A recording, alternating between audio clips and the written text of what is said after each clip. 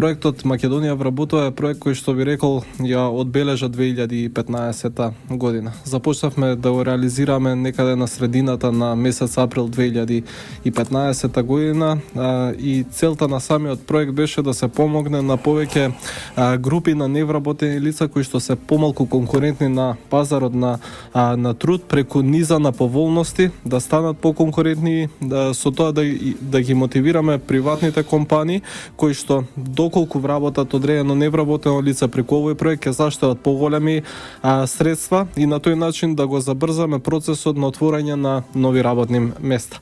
Проектот Македонија вработува даде и досега исклучително добри резултати. 15.900 работни места се отворени заклучно со денес. Тоа е период од помалку од една година. Овој проект трае до 15 април оваа година.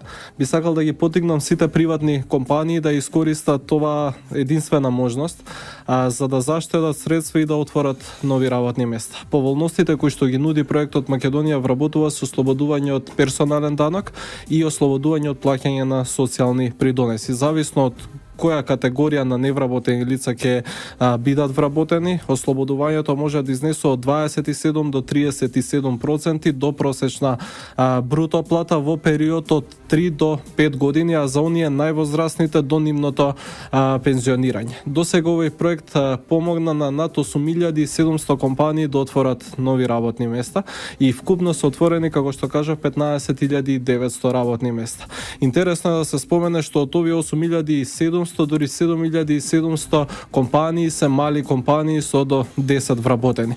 Што значи точно ја погоди целта овој проект бидејќи им помогна на најмалите компании да растат, да се развиваат и да го прошират бројот на своји вработени. Ова бројка од 15.900 работни места за, како рековте, не цела година и половина како му доаѓа во принцип, всушност е бројка која покажува поприличен раст на бројот на вработување во Македонија. Може лесно да се оцени дека станува збор веројатно за, како што велите, таргетиран успешна цел. Меѓутоа, што станува со останатата бројка на вработени во Македонија? Анализите покажува, односно и статистичките податоци покажува дека имаме во Македонија перманентна пад на невработеност изминативе 10 години, пропорционално раст на бројот на вработени. Колкава е бројката на вкупно вработени луѓе во овие 10 години во Македонија и дали покрај овој проект имаше и други проекти кои што на ваков начин и сличен начин поттикна зголемување на вработеност?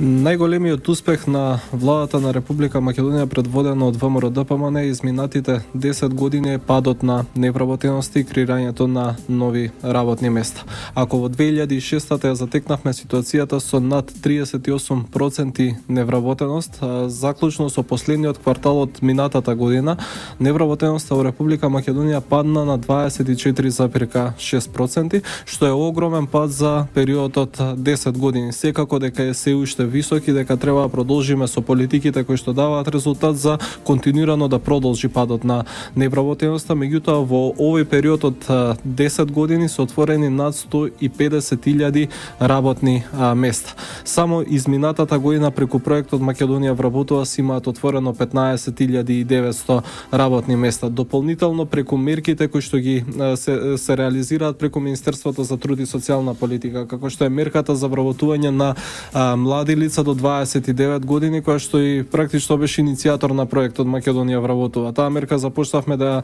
реализираме во март 2014-та, заврши овој март оваа година, беше во примена 2 години како системска мерка со законски измени овозможивме ослободување на компаниите од плаќање на придонеси персонален данок за млади лица кои што ќе ги вработат во период од една година и преку оваа мерка се реализира над 12.180 вработувања, што исто така е една голема бројка на вработувања постигнати во период од 2 години само за младите лица до 29 години.